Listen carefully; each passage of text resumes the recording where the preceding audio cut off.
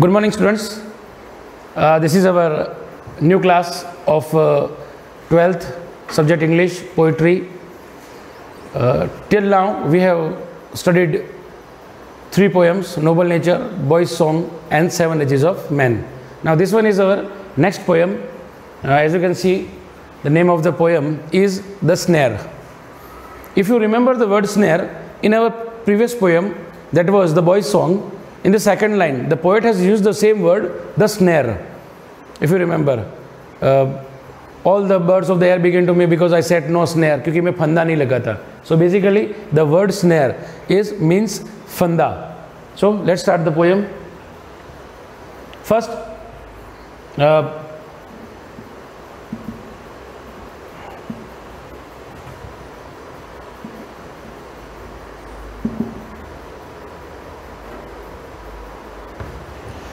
if you can see the poem, first I would read the poem. There are 1, 2, 3 and 4 stanzas, means 16 lines. But again, this is a new pattern of poetry that was contemporary at that time. And this poem is composed by James Stephens. See, if you can see the last line which ends a stanza, again the new stanza starts with the same. Just, but I cannot tell from where, right? Again, but I cannot tell from the where. In second stanza, the last line, making everything afraid, again the third starts with the same, making everything afraid, and the fourth one, and I cannot find the place, the fourth one starts with, and I cannot find the place. So this is the pattern of the poem. अब एक और बात, अगर आपने अपनी copy pen या pencil और book नहीं लिए तो आप जाकर के जल्दी से दौड़ करके ले लीजिए, क्योंकि इस पोइट्री में कुछ आपको मीनिंग्स लिखने हैं और इसको समझना भी है और आफ्टर वीडियो इसको रिवाइज भी करना है. सो जल्दी से अपने आसपास सब चीज़ें लेके बैठिए. और मैं बार बार कहता रहता हूँ कि मेरी जब भी क्लास हो, try to attend the class with pencil, books, notebooks, everything. So let's start the poem. I hear a sudden cry of pain. There is a rabbit in a snare. Now I can hear the cry again, but I cannot tell from where. अगर हम बिल्कुल easy तरीके से इसका translation भी करें, since you are studying in class 12th, so I think that you are enough intelligent to understand the text by reading the lines. तो इसको खाली पढ़ेंगे. I hear a sudden cry of pain. मैं अचानक एक चीखने की, दर्द के मारे चीखने की आवाज़ सुनता हूँ. Just I am translating. There is a rabbit in a snare. एक फंदे में एक खरगोश है. Now I hear the cry again. मैं वो चीख वापस सुनता हूँ. But I cannot tell from where. लेकिन but I cannot tell, मैं नहीं कह सकता from where ये आवाज़ कहाँ से आ रही है. बिल्कुल सिंपल अनुवाद है. Now we move on. But I cannot tell from where. The last line where the first stanza ended, the new line starts with second. Okay. He is calling out for aid. If you can see the word aid. Aid का मतलब होता है first aid. Aid का मतलब होता है मदद. यहाँ पे देखिए मदद लिखा हुआ है. So but I cannot tell from where. मैं ये नहीं कह सकता उसकी आवाज़ कहाँ से आ रही, लेकिन वो चीख के क्या कह रहा है. He is calling out for aid. वो मदद के लिए पुकार रहा है. Crying on the frightened air. Frightened means डरावनी. अब यहाँ पे एयर का मतलब हवा नहीं है, यहाँ पे एयर का मतलब है वातावरण. हम वातावरण की बात कैसे करते हैं? जब आपने देखा होगा कि किसी लड़की की विदाई हो रही होती है ना, देखा होगा आपने अपने परिवार में, आस पड़ोस में, तो क्या वातावरण होता है? आप देखते हैं कि सभी लोग रो रहे होते हैं. So now there is nobody who is making them cry. कोई आकर के ऐसा नहीं बोल रहा है तुमको रोना है, तुमको रोना है, तुमको रोना है. But being a part of that atmosphere, आप उस वातावरण के भाग हो, इस कारण आपकी जो संवेदनाएं हैं, your feelings automatically get attached with that atmosphere और आपको भी रोना आ जाता है.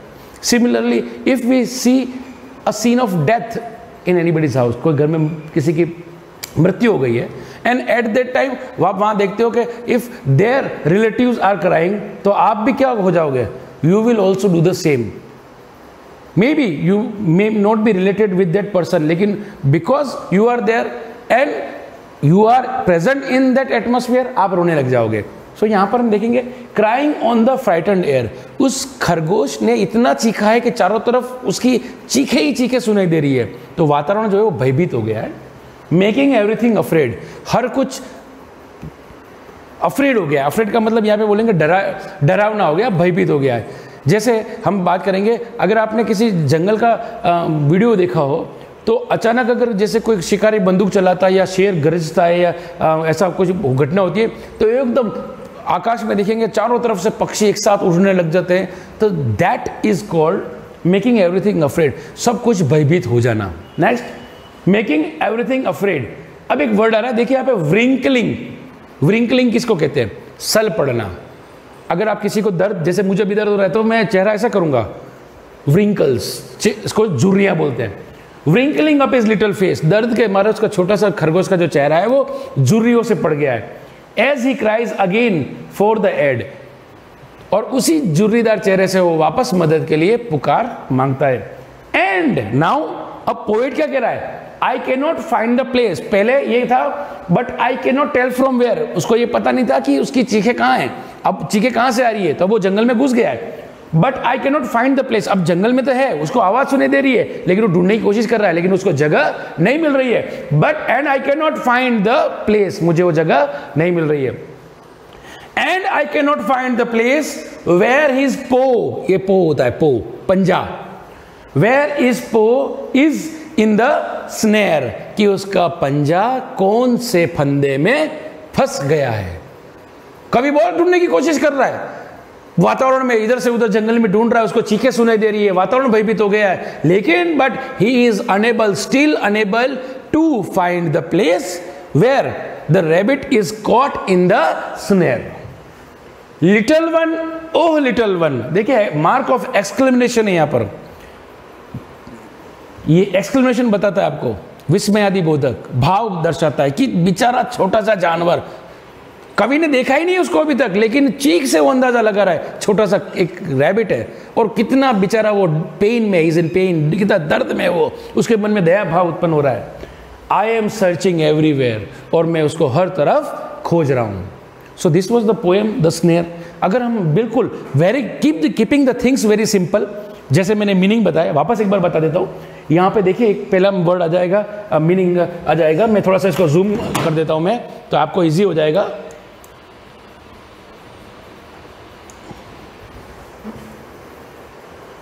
आप देख रहे हैं स्नेर, पहला वर्ड स्नेर का मतलब होता है फंदा, लिख लीजिए आप लोग, फंदा जानवर पकड़ने का। ओके, नाउ दूसरा वर्ड सेकंड में आता है एड, AID, मदद। आपके स्कूल में बॉक्स होता है फर्स्ट एड, हम फर्स्ट एड क्यों कहते हैं? कि पहली मदद किया, अगर किसी को चोट लगी, समवन इज इंजर्ड, तो उसको पहली मदद हॉस्पिटल से नहीं मिलेगी, पहले स्कूल से मिलेगी, या फर्स्ट एड बोलते हैं जिसको, एड मदद। फ्राइटन, डरावना, भयभीत करने वाला। एयर, एयर का मतलब हवा है, लेकिन मैंने बताया आपको वातावरण लिखना है आपको। फिर व्रिंकलिंग, ये मेरा शर्ट है, अगर मैं इसको इस तरह से जोर से देखूं तो आप देखिए इसके ऊपर सल पड़ जाएंगे। इंसान के चेहरे पे या जानवर के चेहरे पे सल कब पड़ते? जब वो दर्द से करा रहा हो। व्रिंकलिंग, दर्द से सिकुड़ा हुआ, अप इज लिटिल फेस।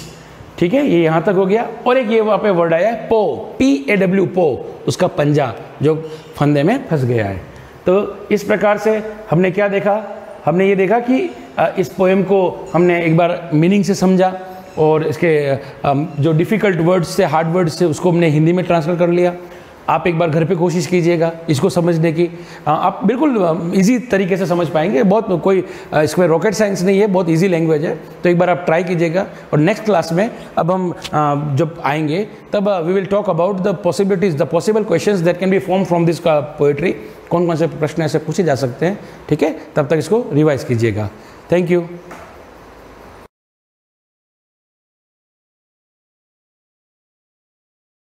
बच्चों कैसे हो? हमारा 10th चैप्टर चल रहा है, उसमें हम डिस्कस कर रहे हैं हेलो एल्केन या एल्किल हैलाइड हम कैसे प्रिपेयर करते हैं, यानी प्रिपरेशन मेथड, यानी बनाने की विधियाँ। उसमें हमने हाइड्रोकार्बन से पढ़ी, फिर अल्कोहल से स्टार्ट करी। अल्कोहल में हमने 2 मेथड से हम अल्कोहल से हेलो एल्केन कैसे बनाते हैं या कैसे प्रिपेयर करते हैं वो हमने डिस्कस किया। PCl3 यानी फॉस्फोरस के हैलाइड से हम डिस्कस कर रहे थे, उसमें ट्राई हैलाइड से पढ़ा। अब हम पढ़ेंगे हम पेंटा हैलाइड से। पेंटा हैलाइड से भी हम हेलो एल्केन फॉर्म कर सकते हैं।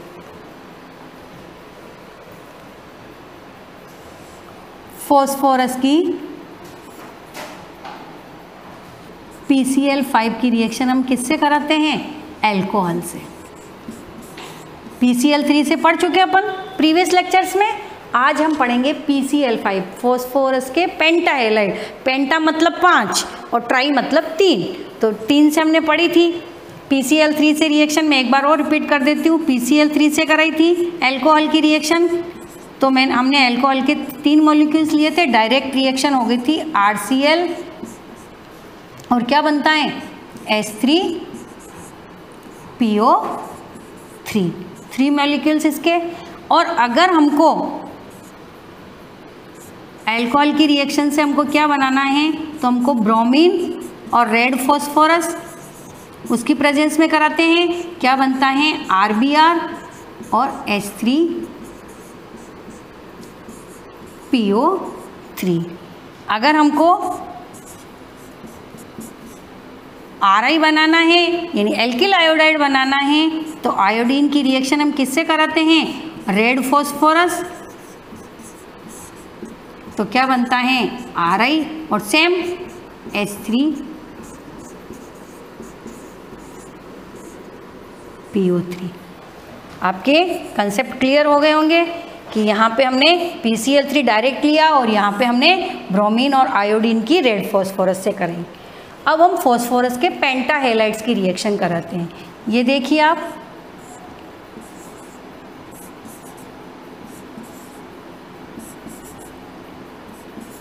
ये फॉस्फोरस का पेंटा हैलाइड्स, इसकी रिएक्शन किससे कराओ? अल्कोहल से। ऐसे भी लिख सकते हो चाहो तो, और डायरेक्ट आप कि मैडम हमको इजी है तो आप ऐसे भी लिख सकते हो। ये P,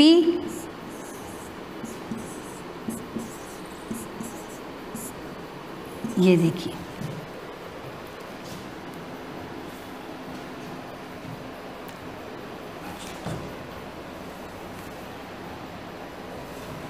अल्कोहल की PCl5 से रिएक्शन। ये देखिए RCl, HCl और क्या बचा? POCl3। यानी कि अल्कोहल की हम फॉस्फोरस के पेंटा हैलाइड से रिएक्शन करवाते हैं, तो हमें RCl, इसमें हमको एक ही मॉलिक्यूल लेना, ध्यान रखना, RCl और को प्रोडक्ट बनेगा POCl3 और HCl। ये आपके बोर्ड में एग्ज़ाम में आता है, ध्यान रखना कि अगर जैसे for example complete the reaction में आ गया C2H5OH और PCl3 लिखा हुआ है और C2H5OH और PCl5 लिखा हुआ है, तो अगर C2H5OH है तो आपको खुद को यहाँ पे 3 करना और क्या बनेंगे? एथिल क्लोराइड या क्लोरोएथेन के 3 मॉलिक्यूल्स मिलेंगे और H3PO3 को प्रोडक्ट प्राप्त होगा। और अगर हमने एथेनॉल की रिएक्शन PCl5 से कराई तो हमको एक ही मॉलिक्यूल लेना पड़ेगा, एक ही मॉलिक्यूल हमको या एथिल क्लोराइड या क्लोरोएथेन का मिलेगा और को प्रोडक्ट बनेगा POCl3 प्लस HCl। बिल्कुल कंप्लीट हो गया, ये मैंने अलग से बता दिया। देखिए कैसे रिएक्शन होती है। अल्कोहल की POCl3 से HCl अलग निकल गया, PO 1 2 3 Cl और ये RCl, तो हमारे क्या प्रोडक्ट बन गया? RCl। तो ये अल्कोहल की फॉस्फोरस के हैलाइड से ट्राई हैलाइड्स और पेंटा हैलाइड से हम फॉर्म कर सकते हैं। नेक्स्ट है हैलोजन विनिमय। हैलोजन विनिमय यानी हैलोजन को एक्सचेंज करके, यानी Cl की जगह हम Br हेलो एल्केन ही लेते हैं। हेलो एल्केन से ही अदर हेलो एल्केन फॉर्म करना, यानी कि ब्रोमो एल्केन, आयोडो एल्केन कुछ भी फॉर्म कर सकते हैं। इस रिएक्शन में हेलो एल्केन यानी क्लोरो एल्केन के रिएक्शन सोडियम आयोडाइड की एसीटोन या मेथेनॉल की प्रेजेंस में, मेथेनॉल भी ले सकते हैं, उसकी प्रेजेंस में कराते हैं तो आयोडो एल्केन प्राप्त होते हैं। यानी ये आयोडो एल्केन बनाने का सबसे अच्छा मेथड है RCl। अगर हम इसकी जगह RBr लेंगे तो NaI और एसीटोन की प्रेजेंस में रिएक्शन करेंगे तो RI बनेगा। यहाँ पे जो NaCl है और NaBr हैं वो NaCl की कंपेरेटिवली क्या होते हैं, कम घुलनशील होते हैं मेथेनॉल और एसीटोन में, इसीलिए ये क्या होते हैं, इजीली क्या हो जाते हैं, अवक्षेपित या प्रेसिपिटेट हो जाते हैं। इसीलिए ये रिएक्शन एल्किल आयोडाइड बनाने का बेस्ट मेथड है। ये इसको रिएक्शन को बोलते हैं फिंकेनस्टाइन रिएक्शन। नेम रिएक्शन है, नेम रिएक्शन से भी आ सकती है फिंकेनस्टाइन, या कोई भी दे रखा हो आपको कंप्लीट द रिएक्शन, एसीटोन दे रखा है या मेथेनॉल दे रखा है, यहाँ पे RX Cl या Br दे रखा होगा। हेलोजन एक्सचेंज का देखिए आप, हेलोजन इस Cl की जगह क्या आ गया, I आ गया, यानी हेलोजन चेंज हो गया। Cl की जगह क्या आ गया, ये I यहाँ आ गया, Ri बन गया और NaCl। यहाँ पे ये देखिए आप, ये Br की जगह क्या आ गया, I आ गया और क्या बन गया, Ri बन गया।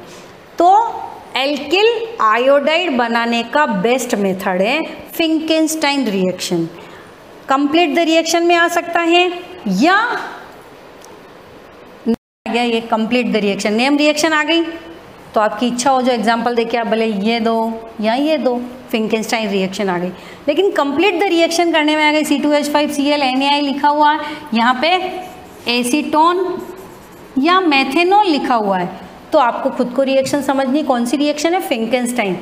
या हेलोजन एक्सचेंज के नाम से आ जाए तो हेलोजन एक्सचेंज में दो रिएक्शन है, फिंकेनस्टाइन और स्वार्ट। तो अभी हम फिंकेनस्टाइन डिस्कस कर रहे हैं। फिंकेनस्टाइन एल्किल आयोडाइड बनाने का बेस्ट मेथड है। ये Ri बनेगा और क्या बन गया, R की जगह C2H5 है तो आपको C2H5I लिखना है प्लस NaCl, और अगर C2H5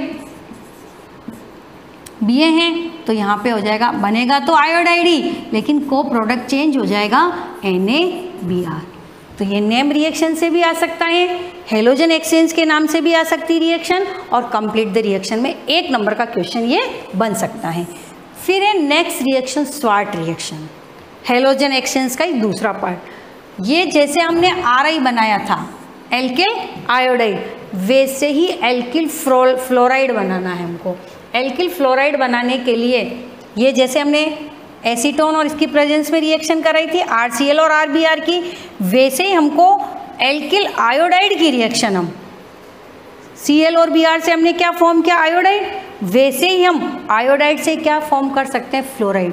कोई भी जो धात्विक फ्लोराइड यानी metallic fluoride, cobalt fluoride, antimony fluoride या सिल्वर फ्लोराइड या मर्क्यूरस फ्लोराइड, कोई भी फ्लोराइड की प्रेजेंस में अगर हम Ri की रिएक्शन करवाते हैं,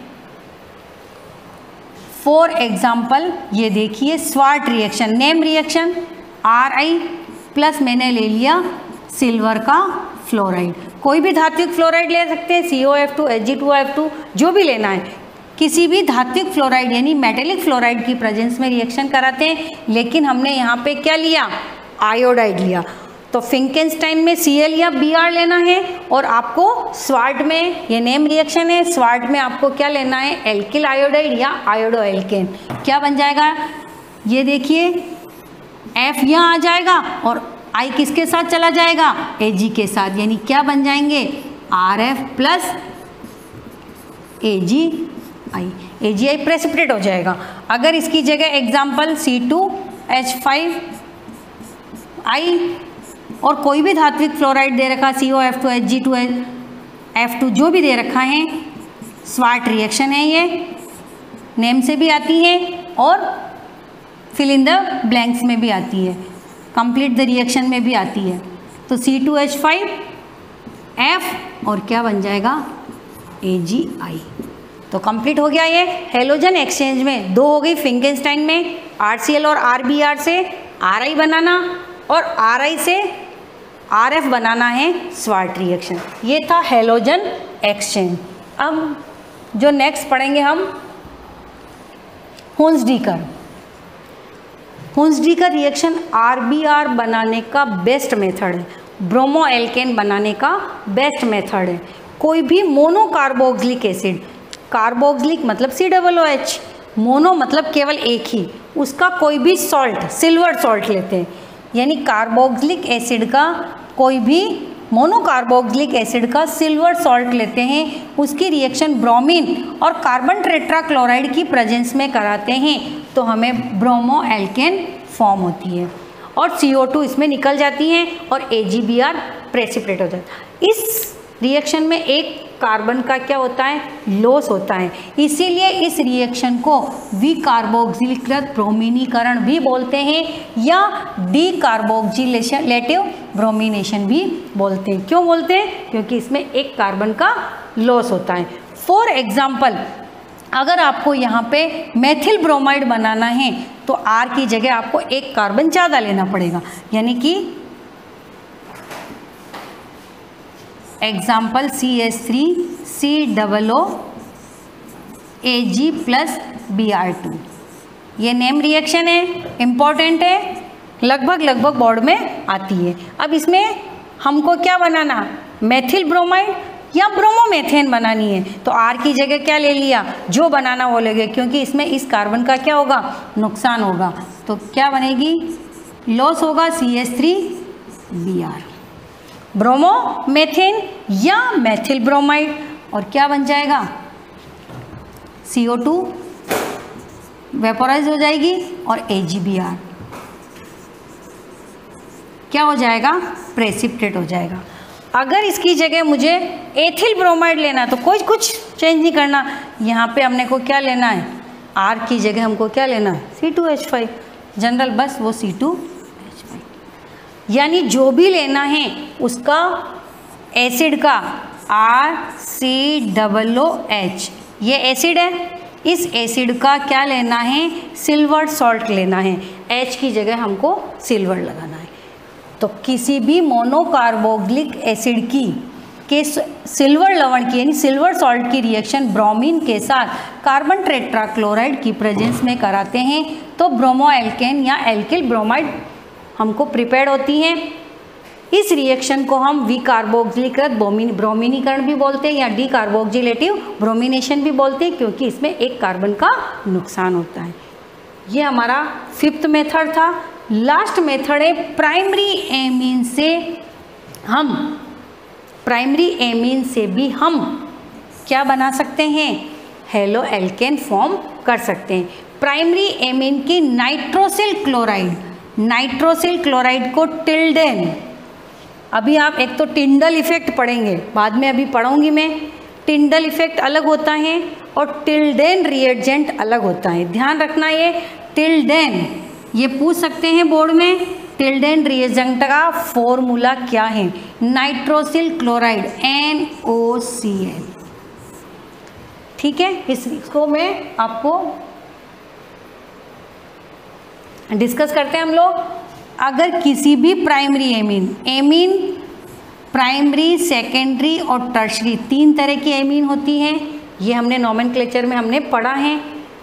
RNH2 हो तो प्राइमरी एमीन, R2NH हो तो सेकेंडरी एमीन और R3N हो तो टर्शरी एमीन। केवल हम प्राथमिक एमीन से ही बनाएंगे। प्राथमिक एमीन की reaction nitrosyl chloride NOCl Tilden reaction से कराते हैं तो क्या बनता है, RCl plus N2 plus H2। इसको मैं और आपको कर देती हूँ, कैसे लिखना देखो इसको इजीली, RN, इसको आप ऐसे भी लिख के याद कर सकते हैं, ये N, ये O और ये Cl। ये देखिए RCl और ये क्या बन गया, H2O, क्या बन गया, RCl plus N2 plus H2O। बस R चेंज करना आपको, R की जगह एथिल, मेथिल, प्रोपिल, ब्यूटिल जो भी लेंगे उसके हिसाब से आपको क्या मिल जाएगा, क्लोरोएल्केन। तो इसमें भी केवल क्लोरोएल्केन ही बनेंगे क्योंकि हमको नाइट्रोसिल क्लोराइड ही ले रहे हैं। तो RCl, R की जगह आप अगर एथिल ले लोगे C2H5, मेथिल ले लो, एथिल ले लो, NH2, ये क्या नाम है, एथिल एमीन। इसकी रिएक्शन हम नाइट्रोसिल क्लोराइड से कराते हैं तो क्या बनता है, क्लोरोएथेन या ethyl chloride N2 plus H2। तो ये हमने अभी तक प्रिपरेशन मेथड डिस्कस किए, हाइड्रोकार्बन से एल्केन्स और एल्किन से बनाया था। फिर हमने एल्किन से मार्कोनिकॉफ और एंटी मार्कोनिकॉफ फ्यूल से बनाया। फिर थर्ड हमने अल्कोहल की HX, HCl, HI और HBr से रिएक्शन करके हमने हेलो एल्केन फॉर्म की थी। उसके बाद हमने फॉस्फोरस के अल्कोहल की थायोनिल क्लोराइड से, जिसको हम डार्जेंट रिएक्शन बोलते हैं, उसको डिस्कस किया था। RCl बनाने का सबसे अच्छा मेथड था। फिर हमने फॉस्फोरस के ट्राई हैलाइड से और पेंटाहैलाइड से डिस्कस किया। और फिर हमने हेलोजन एक्सचेंज में फिंकेनस्टाइन RI बनाने का मेथड डिस्कस किया। उसके बाद स्वार्ट हेलोजन एक्सचेंज में RF बनाने का मेथड डिस्कस किया। और लास्ट हुंसडीकर RBr बनाने का मेथड डिस्कस किया। और ये जो लास्ट है प्राइमरी एमीन से की नाइट्रोसिल क्लोराइड टिल्डेन रिएजेंट से रिएक्शन कराते हैं तो भी हमको क्लोरोएल्केन मिलती है। तो ये आपके प्रिपरेशन मेथड। अब हम पढ़ेंगे इसके अगला फिजिकल प्रॉपर्टीज़, हेलो एल्केन्स के भौतिक गुण और रासायनिक गुण। इसमें आपको नोट्स की भी ज़रूरत नहीं है बच्चों। ये जो मेथड है इसको कुछ भी आ सकता है, R की जगह कुछ भी आ सकता है। तो आपको केवल इसी जैसे मैं पढ़ा रही हूँ वैसे एक एक रिएक्शन लिख के आपको याद करना है। और हर चैप्टर में यही होगा ऑर्गेनिक में, उनके नाम, उनके स्ट्रक्चर, उनके प्रिपरेशन मेथड, उनके भौतिक गुण यानी physical properties and chemical properties. तो हम नेक्स्ट लेक्चर में डिस्कस करेंगे हेलो एल्केन के फिजिकल प्रॉपर्टीज़ यानी भौतिक गुण।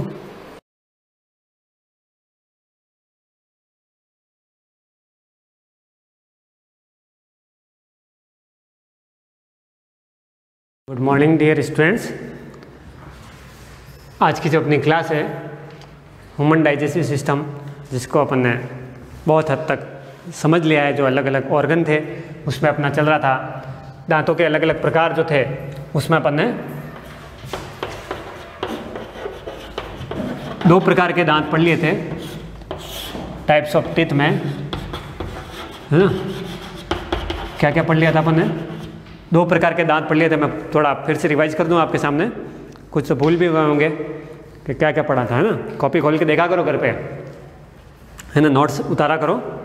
तो क्योंकि जो पढ़ाया जा रहा है वो थोड़ा सीरियस लेना है ना। ऐसा नहीं मोबाइल मिल गया तो क्लास देख रहे हैं ऐसा करके बैठे रहें। तो जो भी पढ़ रहे हैं थोड़ा सीरियस से पढ़ना है ना। तो टाइप्स ऑफ टीथ के अंदर मैंने 3 टाइप्स बताए थे आपको, है ना। उस 3 में से अपन ने 2 तो पढ़ लिए थे। पहला क्या पढ़ा था? सेट के आधार पर, है ना। दूसरा क्या पढ़ा था अपन ने? आकार के आधार पर, साइज के अकॉर्डिंग टू साइज, आकार के आधार पे। और तीसरा पढ़ रहे थे अपन मसूड़ों में धसे रहने के आधार पर या जबड़ा अस्थि में। उसको क्या बोलते हैं? जबड़ा अस्थि।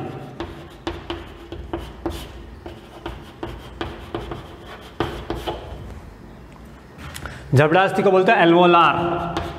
क्या बोलते हैं? एल्वोलार अस्थि भी बोलते हैं। एल्वोलार अस्थि, ये जबड़ा, जबड़ा मतलब जॉ, अपर जॉ, लोअर जॉ ऐसा बोलते हैं ना, वही जबड़ा है ना, जिसके अंदर दांत धसे रहते हैं, टीथ धसे रहते हैं ना, उसको बोलते हैं मसूड़े या जबड़ा, है ना। जबड़ा पूरा अंदर तक धसा रहता है, मसूड़े आपके ऊपर ही तक होते हैं, है ना, जिसके अंदर टीथ पूरा फिट रहता है आपके। तो ये इसके अंदर भी धसे रहने के आधार पर भी अलग अलग है। जबड़ा अस्थि में धसे रहने के आधार पर,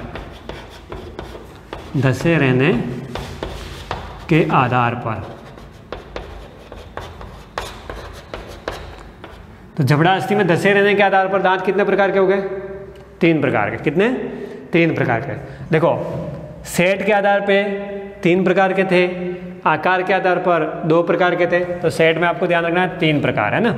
आकार में क्या ध्यान रखना है? 2 प्रकार है। सेट में कितने 3 प्रकार कौन कौन से थे?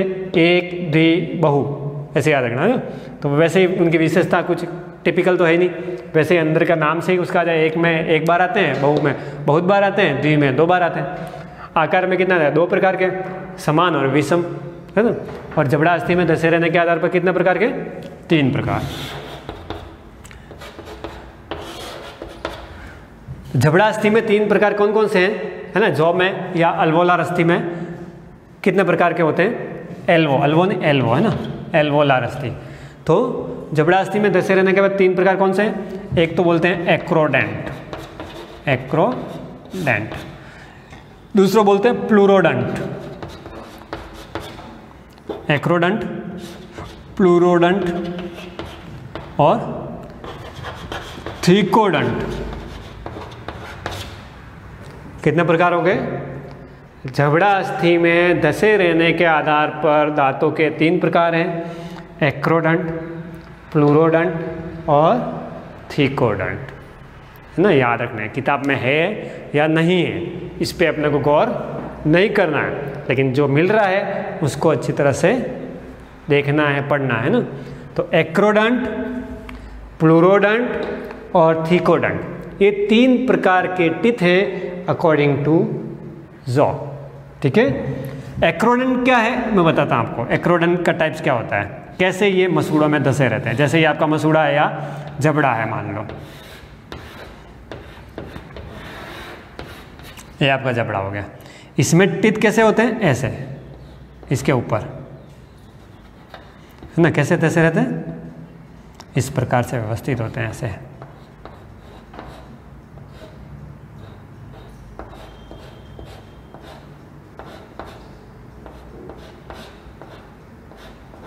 इस प्रकार रहते हैं, ना तो अंदर जाते हैं ना पूर्ण बाहर रहते हैं ना।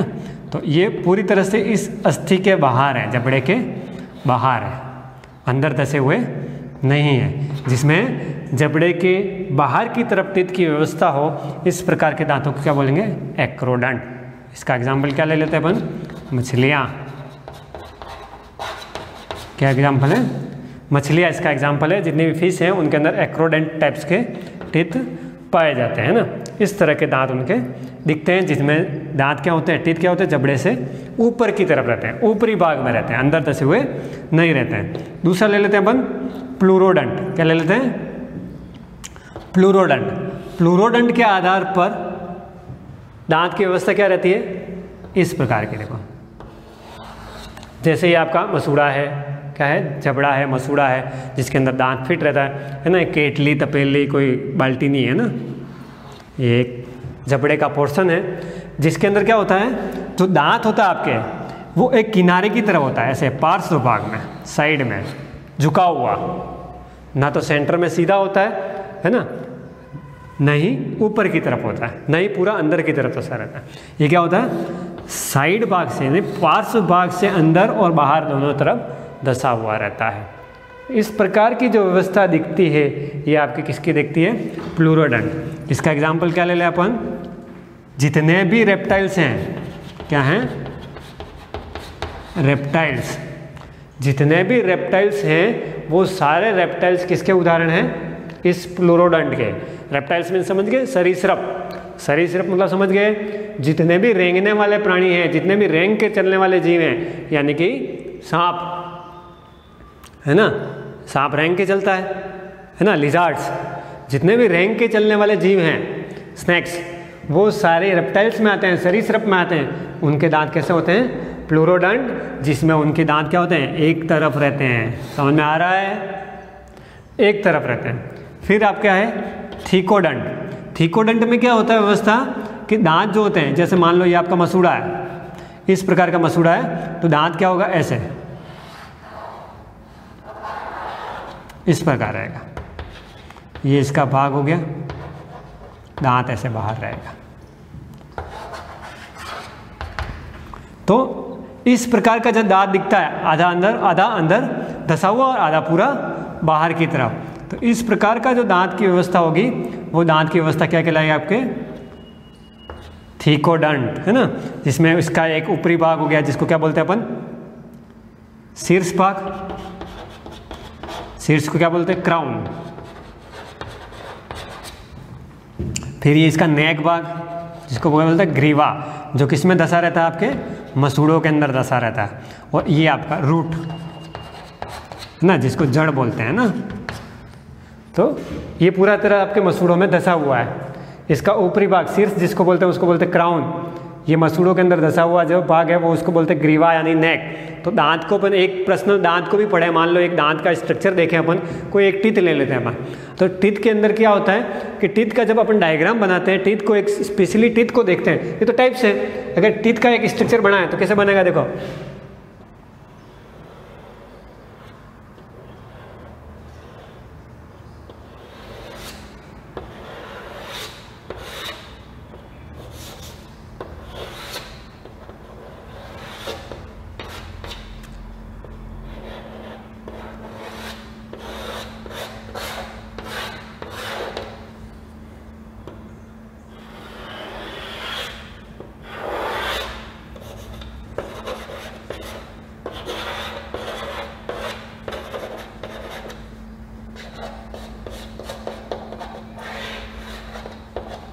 इस टाइप का टीथ होता है।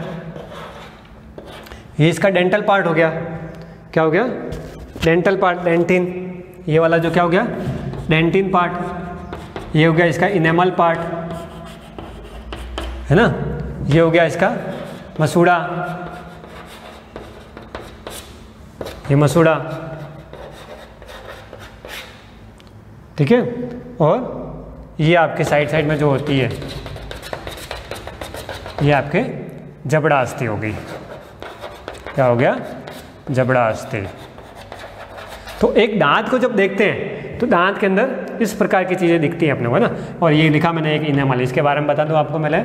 इनेमल क्या है, हमारे शरीर का सबसे कठोर भाग है जो दांत के अंदर पाया जाता है। तो वो सबसे मजबूत भाग हमारे बॉडी का है इनेमल, है ना। तो वो दांत के ऊपर पाया जाता है। तो ये एक दांत की इस प्रकार की व्यवस्था रहती है। और ये जो है दांत इसी प्रकार का है। तो ये दांत की व्यवस्था हमारे मानव में पाई जाती है, मनुष्यों में पाई जाती है। तो इसके 3 भाग थे। इस भाग को क्या बोलते हैं, क्राउन। क्या बोला जाता है, क्राउन या शीर्ष भाग। बीच वाले जहाँ मसूड़ा उसको बोलते हैं ग्रीवा यानी नेक। और ये इसका भाग क्या हो गया, रूट, जो मसूड़ों में धंसा रहता है।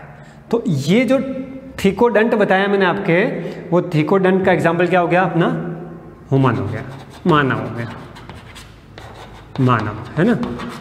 तो ये मानव के अंदर थीकोडंट प्रकार का दांत पाया जाता है। और प्लूरोडंट जो प्रकार का दांत है वो रेप्टाइल्स में पाया जाता है। और एक्रोडंट किसमें पाया जाता है, मछलियों में। तो ये क्या हो गया, जबड़ा अस्थि में धसे रहने के आधार पर दांतों का टाइप्स हो गया, दांतों के प्रकार हो गए।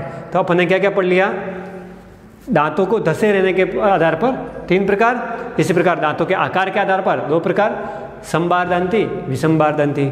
और दांतों के सेट के आधार पर 3 प्रकार, कौन कौन से, एक बार दंती, द्विबार दंती और बहुबार दंती। समझ में आ गया होगा, है ना। अच्छे से समझ में आया, नहीं आया तो आप फिर से नोट्स को देखेंगे, उसको पढ़ेंगे। अगर ये लिखते जा रहे हैं तो बहुत अच्छी बात है ना। ये उतारना सारा, साथ साथ में सुनने भी है और उतारते भी रहना, है ना। तो ये सब चीज़ें हैं, ये सब पाचन में ही है ना। क्योंकि दांत जब तोड़ते हैं, टीयरिंग करते हैं, बीटिंग करते हैं, काटते हैं, कटिंग करते हैं ना, ग्राइंडिंग करते हैं, तो सबसे ज़्यादा रोल इन्हीं चीज़ों का होता है ना।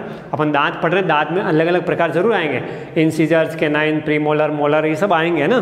तो वो आएंगे, तो ये सब उन्हीं में से, ये सब उनके ही टाइप्स है ना, अलग अलग, कोई अपन विशेष प्रकार के नहीं पढ़ रहे हैं। वो इंसीजर, कैनाइन, प्रीमोलर, मोलर, ये इसी थीकोडंट में गिने जाते हैं ना, क्योंकि वो आधे बाहर आधे अंदर रहते हैं और सीधे रहते हैं। तो वो थीकोडंट प्रकार के जो दांत हैं वो हमारे अंदर गिने जाते हैं। और आकार के आधार पर पढ़ा था विषम दंती, वो हमारे प्रकार विषम दंती ही है। और हमने सेट के आधार पर पढ़ा था द्विबार दंती, तो वो द्विबार दंती है। तो द्विबार दंती, विषम प्रकार और थीकोडंट, ये हमारे दांतों का प्रकार हो गया, है ना। अब इसके बारे में बात करते हैं, ये तो प्रकार हो गए। अब हम बात करेंगे दंत सूत्र के बारे में ना। टीथ फॉर्मूला क्या है, दांतों का सूत्र क्या है, कौन कौन से नाम हैं दांतों के, उसके बारे में अपन थोड़ा देख लेते हैं, ठीक है। तो दांतों के पहले नाम कौन कौन से, अपन नाम देख लेते हैं। 4 प्रकार के दांत हमारे माउथ के अंदर हैं, बकल कैविटी के अंदर। कौन कौन से, incisor,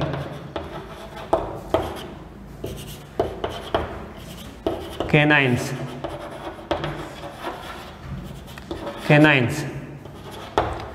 premolar and then molar. ये 4 टाइप्स के टीथ जो है हमारे बकल कैविटी के अंदर हैं। इंसीजर्स को क्या बोलते हैं, कृतनक, हिंदी मीडियम वाला भी देखेंगे ना, कृतनक, रदनक, अग्र चवर्णक और चवर्णक।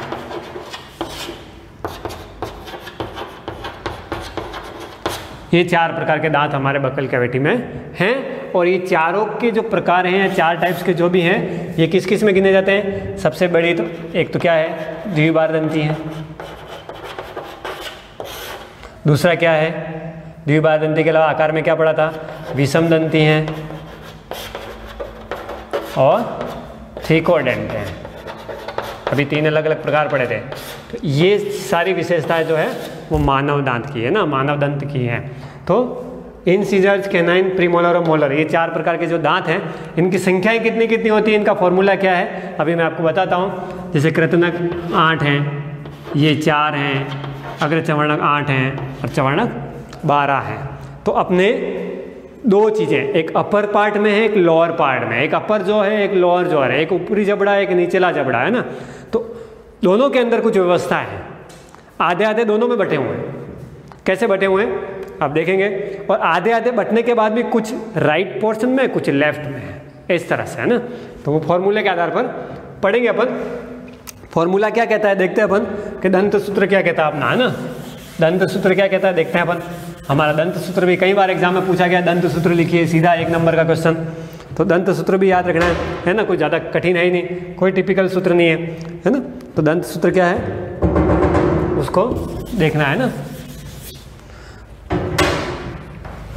टीथ फॉर्मूला है ना।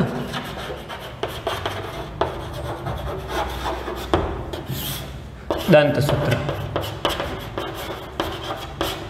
दंत सूत्र क्या है अपना, 2 1 2 3 अपॉन 2 1 2 3 क्या है, 2 1 2 3 अपॉन 2 1 2 3 और पूरा का ब्रैकेट करके बाहर 2। क्यों किया मल्टीप्लाई, ये भी मैं आपको बताऊंगा कि अपना दंत सूत्र क्या कहता है। 2/2, 1/1, 2/2 और 3/3। ये कैसे सूत्र बनता है आपको बताऊंगा, है ना। 21 23 याद रख लेना, है ना, नंबर की तरह कोई सा भी एक नंबर बना के 21 23 याद रख लेना, है ना। तो कैसे क्या होता है इसकी व्यवस्था मैं आपको बताता हूँ। जैसे मैं आपको एक कोई जबड़ा ले लेता हूँ ऊपर की तरफ से, ये अपना एक जबड़ा हो गया ना। इसको 2 भागों में बांट देता हूँ यहाँ से, कोई सा भी है ना, चाहे ऊपर का लो चाहे नीचे का लो, कोई सा भी एक जबड़ा ले लेना है। मैं अभी मान लो नीचे का जबड़ा ले रहा है, फॉर एग्जांपल अपन नीचे का जबड़ा ले रहे हैं। तो 1 दांत 2 3 4 5 6 7 8, 1 2 3 4 5 6 7 8, इस तरह से व्यवस्था होगी ना। अब ये 2 क्या है, देखो ये 2 दांत यहाँ से गिनो, 1 2 3 4 5 6 7 8। तो ये 2 दांत क्या है, इंसिजर्स। क्या हो गया, 2 दांत क्या हो गए, इंसिजर्स। तो ये अपन बात भी किसकी कर रहे हैं, ये ऊपरा जबड़ा हो गया, ये एक साइड की बात कर रहे हैं ना। तो एक ही जबड़े की भी बात की जा रही है। ये राइट पोर्शन हो गया, ये लेफ्ट पोर्शन हो गया।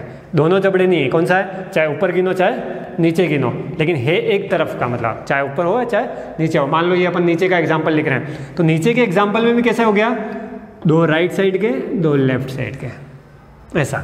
तो ये 2 लेफ्ट साइड के हो गए या राइट साइड के क्या हो गए, ये 2 राइट साइड के, ये भी इंसिजर्स। फिर ये 1 और इधर से 1, ये क्या हो गया, कैनाइन्स, ठीक है। फिर 2 ये क्या हो गए, प्रीमोलर, और इधर से भी ये 2 क्या हो गए, प्रीमोलर। फिर ये 3 बचे, फिर इधर से भी ये 3 बचे, तो ये 3 क्या हो गए, मोलर, और ये 3 क्या हो गए, मोलर। तो कितने हो गए, देखो 8 इधर के और 8 इधर के, तो कितने हो गए, टोटल 16 हो गए। और एक जबड़े में 16 हो गए, तो दोनों जबड़े मिला के कितने हो जाएंगे, 32। कितने हो जाएंगे, 32 दांत। तो इनको गिनेंगे, 2 3 5 8, 8 दूनी 16, तो कितने हो गए 16। तो ऊपर 2 3 5 और 8 कितने हो गए, 8 दूनी 16, 16 की कहाँ हो गए, नीचे हो गए। तो 16 ही ऊपर और 16 ही नीचे। इस तरह की जो व्यवस्था है अपने मुख के अंदर, बकल कैविटी के अंदर, तो इंसिजर्स, कैनाइन, प्रीमोलर और मोलर, तो एक तरफ 8 और दूसरी तरफ भी 8, मतलब कुल मिला के कितना हो गए 4 अपर जॉ में, 4 लोअर जॉ में। क्या हो गए इंसिजर, एक इधर, 2 और 2 इधर, एक इधर एक इधर, ये क्या हो गया कैनाइंस, तो एक इधर एक इधर एक इधर एक इधर, 4 कैनाइंस। फिर प्रीमोलर कितना हो गए, ये प्रीमोलर टोटल कितना हो गए 8, 2 2 2 2 हो गए 8। फिर मोलर 3 3 3 3 हो गए 12। तो इस प्रकार ये दंत सूत्र और दंत का एक चित्र बना के मैंने आपको थोड़ा सा समझाना है। तो ये दंत सूत्र आपको याद कर लेना है, 21 23 बटा 21 23 मल्टीप्लाई 2, इस तरह से इस सूत्र को याद कर लेना है। तो आज का टॉपिक क्या हो गया अपना, टीथ फॉर्मूला और टीथ के टाइप्स। नेक्स्ट भी जब पढ़ेंगे तो अपन मुख कैविटी, मुख के बारे में, लार ग्रंथियों के बारे में अध्ययन करेंगे। तब तक गुड बाय।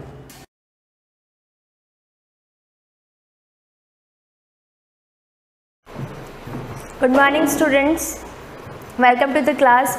लास्ट क्लास में हमने पढ़ा था मैट्रिक्स का ही 3.1 चैप्टर कंप्लीट हो गया था। 3.2 के कुछ क्वेश्चंस कर रहे थे। अब 3.2 के जो नेक्स्ट क्वेश्चंस हैं वो हम स्टार्ट करें। उससे पहले मैं आपको कुछ प्रॉपर्टीज़ बताना चाह रही हूँ, जो कि है मल्टीप्लिकेशन ऑफ मैट्रिक्स और एडिशन ऑफ मैट्रिक्स की। अब वो प्रॉपर्टीज़ क्या क्या है, वैसे तो आप काफ़ी सारी चीज़ें जानते हैं, बट फिर भी मैं आपको रिमाइंड करा देती हूँ। तो प्रॉपर्टीज़ ऑफ मैट्रिसेस में फर्स्ट हम ले रहे हैं एडिशन के लिए।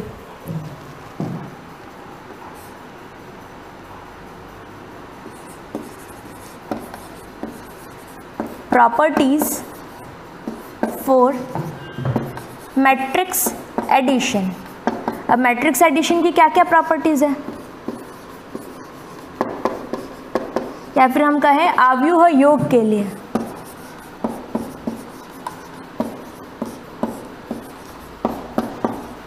आव्यूह योग की क्या क्या प्रॉपर्टीज़ है।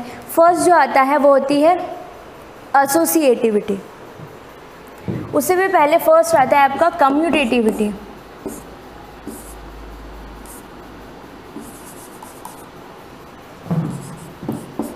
कम्यूटेटिविटी जिसको हिंदी में बोलते हैं क्रम विनिमयता।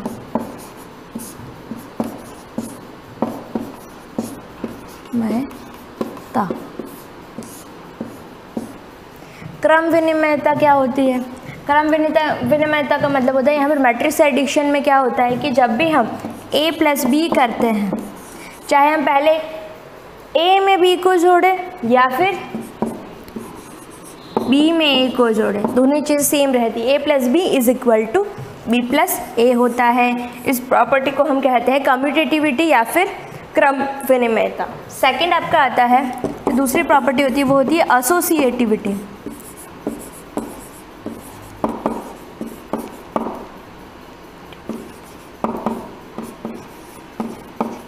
एसोसिएटिविटी ये क्या होता है, इसको हिंदी में कहते हैं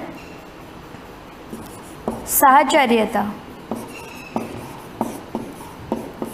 साहचर्यता का नियम। अब साहचर्यता क्या होती है, जब भी हम एडिशन करते हैं तीन चीज़ों का, तीन मैट्रिसेस का जब हम सम कर रहे हैं, like I am doing a plus B plus C, तो चाहे मैं पहले a को ऐड करूँ b में या फिर मैं ऐड करूँ, या फिर नहीं, मेरे को ऐसे नहीं करना, मुझे क्या करना है, पहले मैं b को c में जोड़ूंगी, उसके बाद में a में जोड़ूंगी, तो दोनों ही कंडीशन में हमको सेम आंसर मिलता है। यानी कि a प्लस बी पहले किया फिर उसमें c ऐड किया, that is always equal to a plus B plus C के। यानी कि पहले ये एडिशन करो या फिर पहले ये b प्लस सी करो, दोनों ही कंडीशन में हमको सेम आंसर मिलता है। नेक्स्ट आपका आता है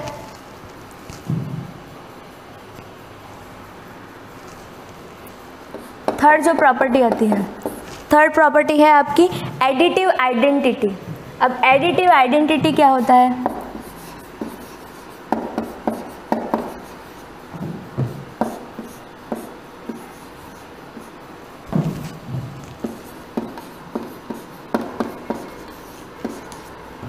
इसको हिंदी में कहते हैं योगात्मक तत्समकता।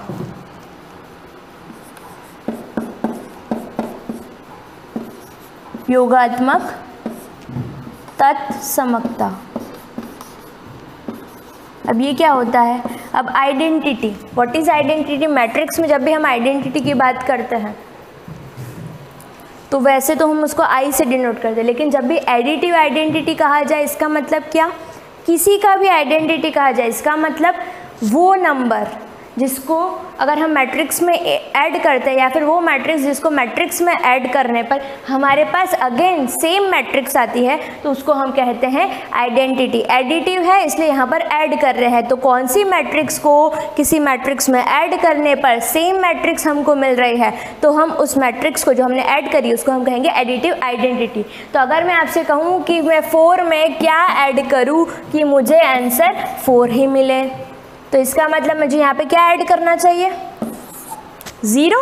Whenever I do 4 + 0 = 4, then I would say कि 0 is the additive identity of 4 या फिर any number। अब यहाँ पर मैट्रिक्स की कंटेक्स्ट में हम बात कर रहे हैं, तो मैट्रिक्स के लिए क्या हो जाएगा? मैट्रिक्स के लिए एडिटिव आइडेंटिटी, कोई भी मैट्रिक्स है, मान लेते हैं कोई मैट्रिक्स ए है किसी भी ऑर्डर की m/n की, उसके अंदर अगर हम इसमें मैं कौन सी मैट्रिक्स ऐड करूं कि मेरे पास आंसर में ए ही आए। अब मैं यहाँ पर कौन सा मैट्रिक्स यूज़ करनी चाहिए? तो यहाँ पर मैट्रिक्स में जब भी हमको 0 यूज़ करना होता है, हम वहाँ पर क्या यूज़ करते हैं? नल मैट्रिक्स, जिसके अंदर ऑल एलिमेंट्स आर 0। तो यहाँ पर नल मैट्रिक्स को डिनोट करते हैं ओ से। एडिटिव आइडेंटिटी मैट्रिक्स के लिए होती है नल मैट्रिक्स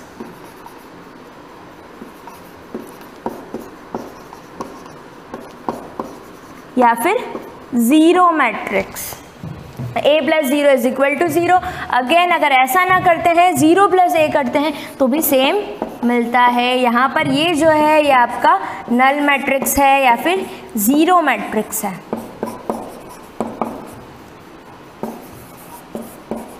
और 0 मैट्रिक्स, ठीक है। तो यहाँ पर जब भी आपको कहा जाए कि मैट्रिक्स एडिशन जब भी हो रहा है, वहाँ पर एडिटिव आइडेंटिटी का काम क्या कर रहे हैं? कौन करेगा? यानी कि कौन से मैट्रिक्स को उसमें ऐड किया जाए कि सेम मैट्रिक्स मिले, तो दैट इज 0 यानी कि नल मैट्रिक्स। ओके, नेक्स्ट हमारा है जो 4th प्रॉपर्टी आती है। अब एडिटिव आइडेंटिटी हो गया कि additive identity it's like mirror. Mirror के सामने जब हम खड़े होते हैं तो हमें हमारी इमेज नज़र आती है, तो that mirror is the identity. तो सेम कंडीशन है जब हम एडिटिव आइडेंटिटी या फिर मल्टीप्लिकेटिव आइडेंटिटी की बात करते हैं। एडिटिव यानी एडिशन, एडिशन ऐसी मैट्रिक्स का एडिशन कि हमको सेम इमेज मिले, सेम मैट्रिक्स मिले, तो इसीलिए additive identity is O and now we are talking about additive inverse. Additive inverse, अब एडिटिव इनवर्स क्या होता है? एडिटिव इनवर्स का मतलब होता है किसी भी मैट्रिक्स में, यहाँ पर कोई मैं मैट्रिक्स A ले रही हूँ, इसके अंदर मैं क्या ऐड करूँ, क्या नंबर ऐड करूँ कि मेरे पास एडिटिव आइडेंटिटी आ जाए। तो अब मुझे बताओ कि एडिटिव आइडेंटिटी क्या होती है मैट्रिक्स के लिए? 0 मैट्रिक्स, आंसर शुड बी 0। अब A के अंदर मैं क्या ऐड करूँ कि मेरे पास आंसर 0 आए? We are talking about the matrices. तो A मैट्रिक्स के अंदर मैं कौन सी मैट्रिक्स ऐड करूँ कि मेरे पास आंसर 0 आए? कोई भी नंबर है 2 में मैं क्या ऐड करूँ कि मेरे पास आंसर 0 आए? तो मुझे इसमें क्या ऐड करना चाहिए? Negative of that number. 2 के अंदर अगर मैं -2 ऐड करूंगी तो आई गेट 0। तो यहाँ पर हम मैट्रिक्स की बात कर रहे हैं ना कि नंबर्स की। तो सेम चीज़ यहाँ पर भी होगी। ए मैट्रिक्स में हम क्या ऐड करें कि हमें नल मैट्रिक्स मिले, ऑल एलिमेंट्स आर 0 मिले। ये तब पॉसिबल है जब सेम मैट्रिक्स का नेगेटिव नंबर या फिर अपोजिट साइन की जो मैट्रिक्स है अगर हम उसमें ऐड करेंगे तो विल गेट द आइडेंटिटी, हमारे पास एडिटिव आइडेंटिटी आ जाएगी। तो A + -A, तो कहने का मतलब एडिटिव इनवर्स जो होगा, जो भी आपकी मैट्रिक्स है उसका जो नेगेटिव होगा, नेगेटिव भी नहीं कहें, उसका जो अपोजिट साइन होगा that would be the additive inverse.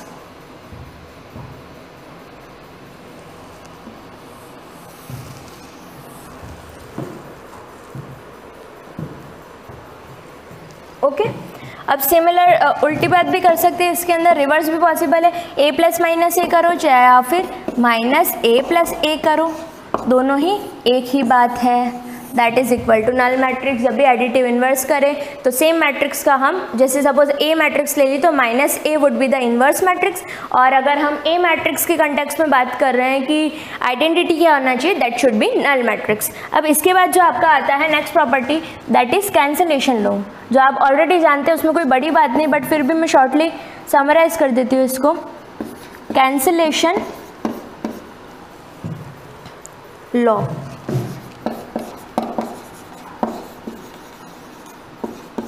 Cancellation law क्या होता है?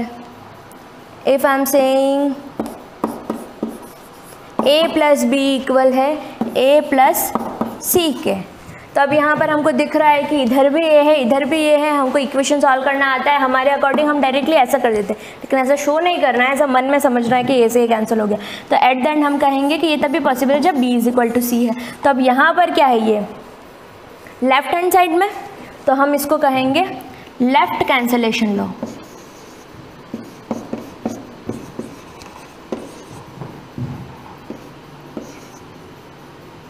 Left cancellation law. और ये ना दे करके अगर आपको दिया होता b plus A is equal to B plus C plus A, तो उस कंडीशन में ए से ए कैंसिल और b is equal to C. तो यहाँ पर कैंसिल क्या हुआ है, राइट हैंड साइड पर है, तो इसलिए हम कहेंगे राइट कैंसलेशन लॉ। ये हो गए आपके एडिशन के प्रॉपर्टीज़। अब इसके बाद जो आता है आपका मल्टीप्लिकेशन की जितनी भी प्रॉपर्टीज़ हैं, उनमें है आपका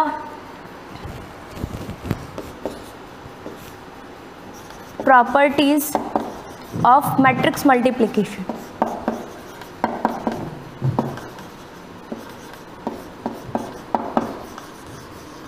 मल्टीप्लिकेशन में भी सेम चीज़ होती है। फर्स्ट आता है कम्यूटेटिविटी, यानी कि क्रम विनिमयता।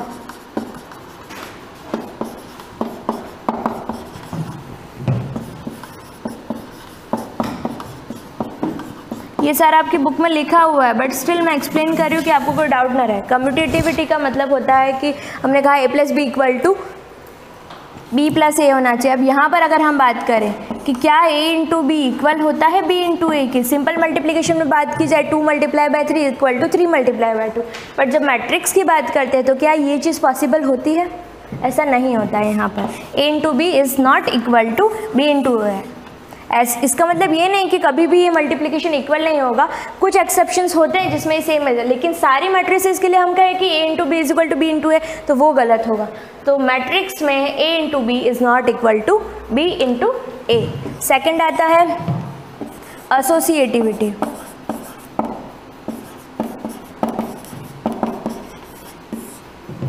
साहचर्यता। साहचर्यता क्या कहती है? अगेन हमको पता है, जब तीन मैट्रिसेस का मल्टीप्लिकेशन किया जाएगा a into B and a into B into C, तब अगेन बात होती है कि हम कहते हैं कि ये जो चीज़ है वो इक्वल होनी चाहिए या नहीं होनी चाहिए। तो यहाँ पर ये एसोसिएटिविटी को फॉलो करता है। a into B into C is always equal to a into B into C, चाहे आप पहले इनको मल्टीप्लाई करो चाहे इनको मल्टीप्लाई करो, आंसर हमारा सेम ही आएगा। अब इसके बाद जो नेक्स्ट लॉ आता है आपका कम्यूटेटिविटी, एसोसिएटिविटी, और थर्ड आता है आइडेंटिटी और फिर एडिटिव इन्वर्स, इन्वर्स की मल्टीप्लिकेटिव इन्वर्स। अब आइडेंटिटी क्या होनी चाहिए? मल्टीप्लिकेशन की बात की जा रही है, 3 के अंदर क्या मल्टीप्लाई करूँ कि मेरे पास सेम इमेज आ जाए, यानी कि 3 आ जाए, तो ये तभी पॉसिबल है जब यहाँ पर 1 हो। तो अब मैट्रिक्स मल्टीप्लिकेशन की बात कर रहे हैं हम, a के अंदर मैं क्या मल्टीप्लाई करूँ कि मेरे पास अगेन a ही आ जाए। तो मैट्रिक्स में जब हम 1 की बात करते हैं, यूनिट की बात करते हैं, इसका मतलब किसकी बात कर रहे हैं हम? यूनिट मैट्रिक्स की। जहाँ भी 1 की नीड है हम वहाँ पर यूनिट मैट्रिक्स यूज़ करेंगे। यूनिट मैट्रिक्स को आप डिनोट करते हैं I से। इसके अंदर जो डायगोनल एलिमेंट्स होते हैं वो 1 1 होते हैं, बाकी उसके अलावा सारे के सारे 0 होते हैं। तो यहाँ पर हम लिखेंगे multiplicative identity is unit matrix. तो a into I is equal to a is equal to I into A. अब यहाँ पर क्रॉस नहीं लिखना है, यहाँ पर मैंने क्रॉस लिखा है a into I is equal to I into A. कहने का मतलब A I is equal to A equals to I A. Clear? Now the next is commutativity, associative, identity भी हो गया। इसके बाद एक और रूल आता है, अगर हम कहना चाहें इन्वर्स क्या होता है, अभी तो आपके इसमें नहीं है, नेक्स्ट चैप्टर में हम इसके बारे में पढ़ेंगे। मल्टीप्लिकेटिव इन्वर्स की बात करें तो क्या होगा, हम ये कहते हैं कि किसी भी ऑपरेशन के इन्वर्स की बात की जाए तो इसका मतलब वो नंबर, या फिर यहाँ मैट्रिक्स की बात कर रहे हैं कि वो मैट्रिक्स जिसका मल्टीप्लिकेशन, जैसे ए ले लिया मैंने, अब एक ऐसी मैट्रिक्स जिससे इसको मल्टीप्लाई करने पर मेरे पास आइडेंटिटी मिले। तो यहाँ पर मल्टीप्लिकेशन की बात करें तो मल्टीप्लिकेटिव आइडेंटिटी क्या है, आई है। तो ए को मैं किससे मल्टीप्लाई करूँ कि मेरे पास आई आ जाए। इफ़ आई से कि 2 को किससे मल्टीप्लाई करूँ कि मेरे पास 1 आ जाए। तो जब डिनोमिनेटर में 2 होगा तब जाके आंसर 1 आएगा। तो सेम चीज़ यहाँ पर ये होगा कि a को जब हम मल्टीप्लाई करेंगे 1/a से, तो अब मैट्रिक्स में 1/a कुछ नहीं होता। तो मैट्रिक्स a है तो 2 कहा है तो उसका इन्वर्स होता है 1/2, 3 कहा है तो उसका इन्वर्स 1/3 होता है। तो वैसे ही a का इन्वर्स, तो अब यहाँ पर मैट्रिक्स है इसलिए 1/a नहीं लिखेंगे और इसको लिखेंगे हम a इन्वर्स।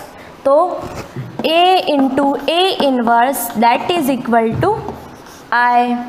सिमिलरली ये इक्वल भी हो जाता है, तो ये चीज़ यहाँ पर रहती है। और एक जो लास्ट लॉ रहता है वो रहता है आपका, लास्ट लॉ जो रहेगा वो डिस्ट्रीब्यूटिव लॉ,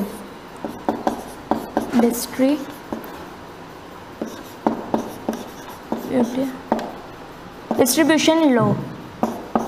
डिस्ट्रीब्यूशन लॉ ये कहता है कि a प्लस बी इंटू सी अगर लिखा है तो उसका मतलब होगा, इसको जब एक्सपांड करेंगे तो a into C plus B into C, that is a distribution law. क्योंकि प्लस और मल्टीप्लाई दोनों ही अगर मैट्रिक्स में आता है तो एट द एंड हमारे पास ऐसा एक्सप्रेशन आता है। अब इसके अलावा जो 3.2 के मैं क्वेश्चंस करा चुकी हूँ वो तो आपने कर ही लिए होंगे, उसके अलावा जितने भी बचे वो आप सबको प्रैक्टिस करने हैं। उसके अलावा भी जो भी हार्ड थोड़े क्वेश्चंस है वो मैं आपको नेक्स्ट क्लास में बताऊँगी। Thank you.